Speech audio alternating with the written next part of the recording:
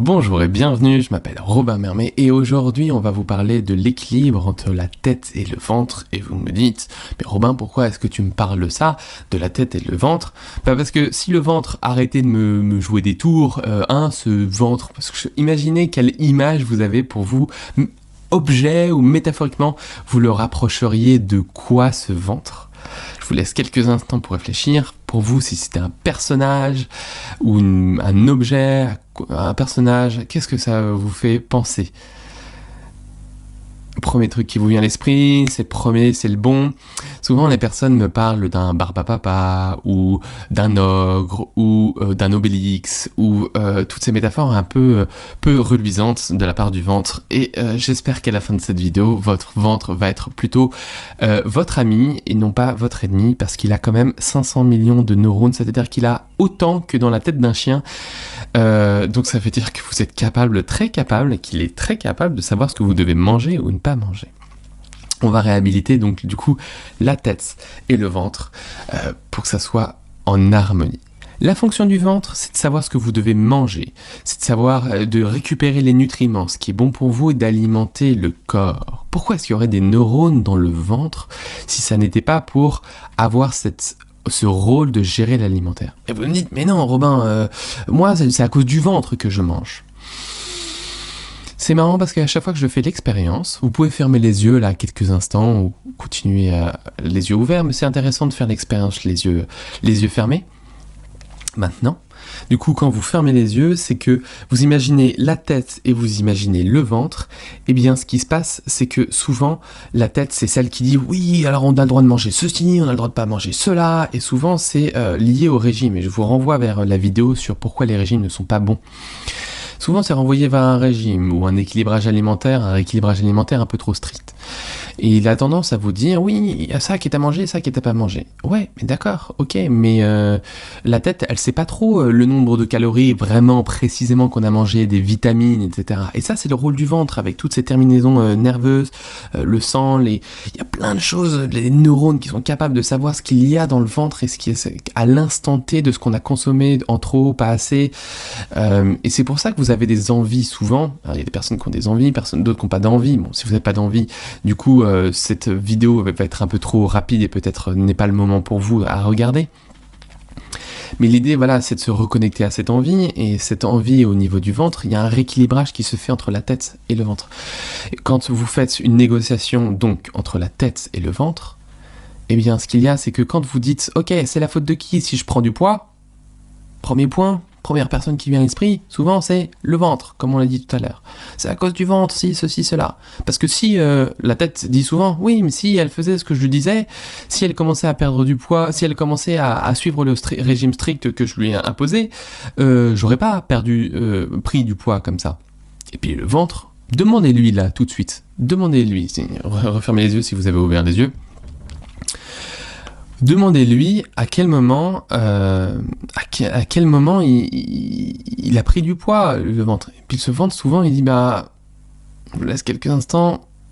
Non, le ventre, il dit, mais non, tu me fais trop manger, j'en veux pas, mais je te disais que j'en voulais plus, et tu me faisais manger parce que, donc du coup, parce que c'était l'heure du repas, tu me faisais manger parce que c'était l'heure du repas, ou parce qu'il fallait que je termine mon assiette, ou pour toutes ces habitudes un peu pénibles qu'on avait tendance à apprendre dans l'enfance parfois, et à ce moment-là, le ventre a tendance à se retrouver, à être imposé de manger, alors que c'est pas l'heure pour lui, parce que sinon je vais tomber dans les pommes si je mange pas, ou... Je sais pas quelles sont les croyances, et si vous avez des phrases qui vous viennent à l'esprit comme ça, vous pouvez les noter, parce que du coup ces phrases-là, vous allez pouvoir travailler dessus pour aller les apaiser, justement avec d'autres vidéos ou en séance d'hypnose. Et ce qui se passe, c'est que du coup, en se reconnectant à ce ventre, eh bien ce qui se passe, c'est que vous apercevez que non, il y a des choses qu'il ne voulait pas manger. Et ça peut générer beaucoup de confusion, hein, souvent. Parce que du coup, la tête et le ventre, si la tête, on lui dit, mais... En fait, le ventre, il voulait pas manger. Et la tête, elle réagit un peu bizarrement. Ah bon? Ok. Mince. Quoi? Qu'est-ce que tu racontes? Et bien à ce moment-là, en fait, petit à petit, on s'aperçoit de l'importance du ventre. Le ventre ne veut pas manger, ou il ressent rien parfois, il est anesthésié parce que c'est la tête qui décide. Alors du coup, comme un enfant, il obéit.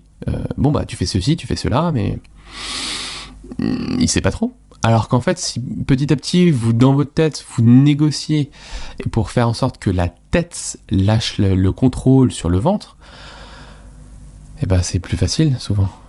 Faites cette proposition-là tout de suite. Que la tête propose au ventre de dire bah, est-ce qu'on peut faire en sorte que tu redécides un peu plus. Parce que ce qui se passe, c'est que enfant, c'était votre ventre qui décidait. Quand vous étiez tout petit ou toute petite, eh bien, quand vous aviez faim, bébé, nourrisson, vous étiez en train de crier. Et quand vous aviez plus faim, vous retiriez la tête du biberon. Et donc à ce moment-là, en fait, vous saviez quand est-ce que vous avez faim et vous n'avez pas faim. Et le cerveau n'était pas assez développé, il était vraiment aux fonctions basiques. Et à ce moment-là, vous saviez, et c'était le ventre qui décidait. Et donc à ce moment-là, en fait, vous apercevez que c'est le ventre qui est censé choisir ce que l'on mange et ce qu'on mange pas. Et ça peut être un peu déstabilisant au début, c'est normal, mais c'est pour ça qu'en fait, quand on gère les émotions, parce que gérer les émotions, ça peut venir du ventre, mais ça peut venir aussi du cœur. Et à ce moment-là, c'est peut-être le cœur qui, dans le triptyque, dit ah, je me sens pas bien, etc., ou au niveau du ventre, et donc donne l'illusion d'avoir faim, mais l'émotion, elle est juste à côté du ventre, de la faim. Imaginons, j'en sais rien, si vous ressentez de la peur ou du stress ou quoi que ce soit, localisez-le précisément dans le ventre. Précisément à quel endroit vous le sentez dans le ventre. Et à ce moment-là, quand vous le sentez précisément dans le ventre, vous apercevez c'est à quel endroit que je ressens la faim, si vous ressentez la faim. Si vous ressentez la faim, c'est un autre endroit. Si vous ne ressentez pas la faim, il y a déjà un premier exercice, donc de réhabiliter le ventre sur décider de manger. Et si vous ressentez la faim, et bien à ce moment-là, vous recentrez dans le ventre à l'endroit où je ressens de la faim. Et souvent, c'est à quelques centimètres parfois, entre la sensation de peur, la sensation de stress et la sensation de faim. Et ce qui vous fait permettre de vous dire, mais si j'ai faim, est-ce que vraiment c'est à l'endroit du ventre ou c'est juste à côté du ventre que je ressens de la peur ou du stress? Pour que vous appreniez à faire la distinction. Ce qui fait que du coup, vous allez manger en conscience. Est-ce que c'est mon ventre qui a faim ou est-ce que c'est ma peur qui s'agite et qui est dans la zone ou est-ce que c'est ma tête qui a décidé qu'il fallait que je mange? Et plus vous allez rentrer dans cette nuance de cette reconnexion entre tête et ventre, et plus ça sera facile pour vous en fait de savoir si vous avez faim, véritablement d'une vraie faim ou si c'est une faim émotionnelle ou c'est une faim dictée par le cerveau. Et voilà, c'est l'exercice que je vous propose à faire dans les jours qui viennent, c'est de vous reconnecter donc à ce ventre, de lui réhabiliter et de lui rendre son rôle, parce que vous allez vous apercevoir qu'il va vraiment vous aider. Il y a les gens qui me disent « Oh, c'est bizarre, je ressens de la faim ». Et c'est ok. Et il y a des exercices sur l'EFT ou quoi que ce soit pour apaiser ces émotions, et ça vous la regarderez dans d'autres vidéos. Ou alors il y a des exercices où vous ressentirez de nouveau la faim et vous dire mais c'est génial, en fait j'ai la faim, ou je ressens la satiété en me reconnectant au ventre, parce que c'est un peu l'objectif de cette vidéo, c'est de se reconnecter à la faim, à la satiété.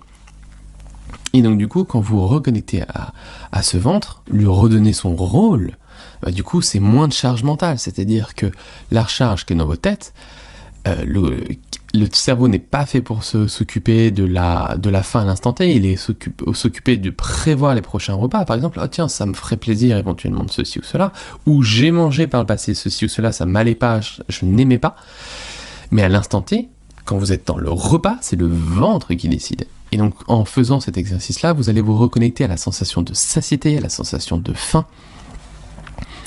Et du coup, vous allez perdre du poids parce que vous allez moins manger, parce que vous allez manger que quand vous avez vraiment faim. Vous allez moins grignoter, vous allez moins manger quand il faudra pas manger, etc. Et ce qui va se faire, c'est que le nombre de calories à la fin de la journée sera moins fort. Alors, si vous avez du poids à perdre, bah, ça va être génial parce que votre ventre va vous aider à perdre du poids. Et je vous l'ai promis au début de vidéo que j'espérais que le ventre vous aide à perdre du poids, alors que vous pensiez que c'était votre ennemi parfois au départ. Et puis pour d'autres personnes, le grignotage va réduire. Le grignotage va réduire parce que vous allez vous reconnecter du coup à votre ventre.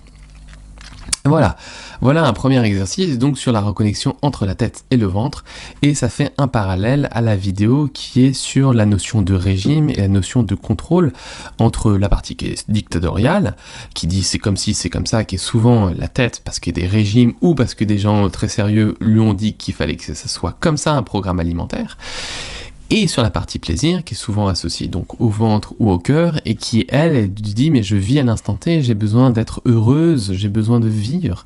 Donc la tête, le cœur, le ventre, la partie contrôle, la partie plaisir, vous commencez à voir comment les deux marchent de pair, la tête et le ventre et le cœur, ou le contrôle et le plaisir marchent de pair, ils ne doivent pas être ennemis, ils doivent discuter, ils doivent négocier, et vous savez que s'il n'y a plus de conflit armé entre les deux, eh ben vous vous sentirez beaucoup plus apaisé, vous vous sentirez plus aligné.